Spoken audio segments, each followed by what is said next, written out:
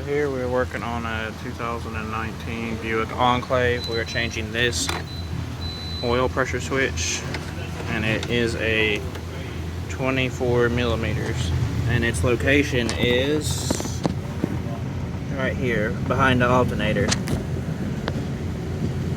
Now it wants us to remove this alternator, and it calls for 3.7 hours. But actually, I'm going to try to avoid that. I've already got a pick and pulled this gray piece back, so now we can disconnect it. So that was actually kind of a little pain in the butt with my fingers, but I just used this pick, got in front of it, in behind the connector, and gently pried up on the tab and pulled it back and disconnected it. Next, we're going to take our 24 wrench. I'm going to get in here on this sensor real quick and get a better view.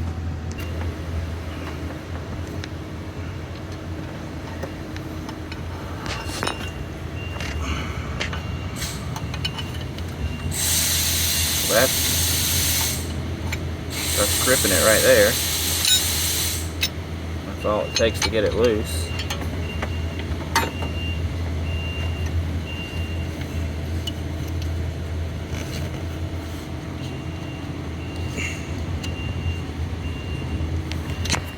I have to loosen it a few more turns so we can turn it with our hand.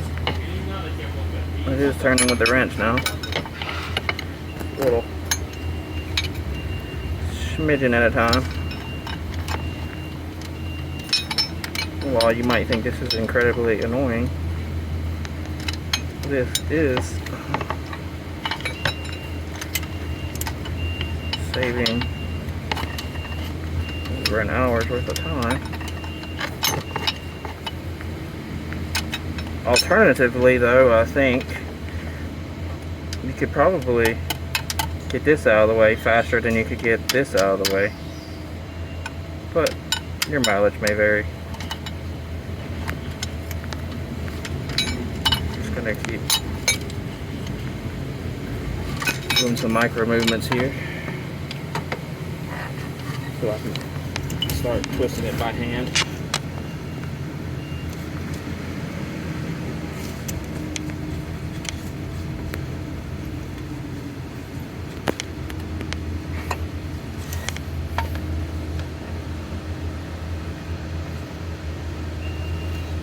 If it's really hard to do by hand, I could potentially just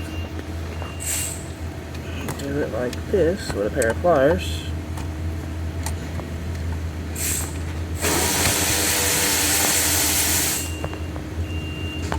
Just little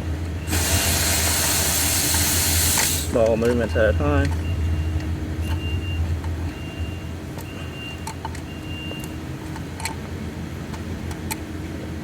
Not too worried about this old sensor.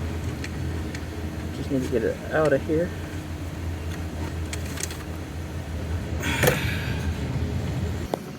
Now, as you can see, I was actually able to just pop a socket onto it. I'm just reaching down there by hand. I was able to get it on the connector and then shimmy it up onto the sensor. So now I can just grab the socket and turn it by hand to take it out, which is good news because that means that I can just put the new one in the socket and put it back in the hole and screw it back in. So I'm going to finish screwing this out and I'll get the new one to go in. So now I was able to turn around like this and reach my left arm down in there and grab a hold of it with 3 fingers, unscrew it and bring it out just like this. And that's exactly how we're going to put it back in. So now I'm going to put the new one in, and actually this plastic seems to catch on the inside of my socket here to actually hold it for me.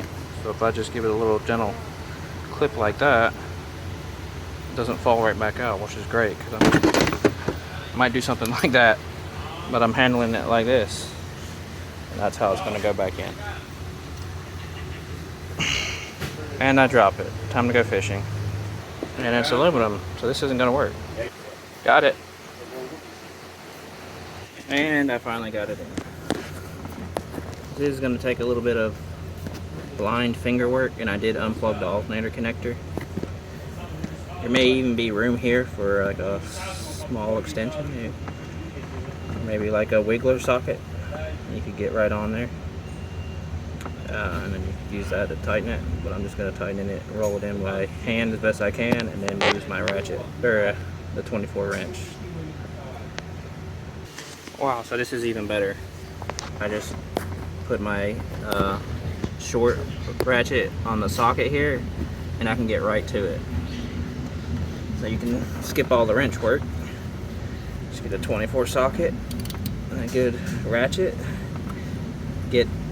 Obviously you need to disconnect your negative battery cable, and then remove the positive line to the alternator and get it out of the way. And then you're going to want to disconnect the alternator, disconnect the sensor, and then you can actually just get right to it right here, just like that.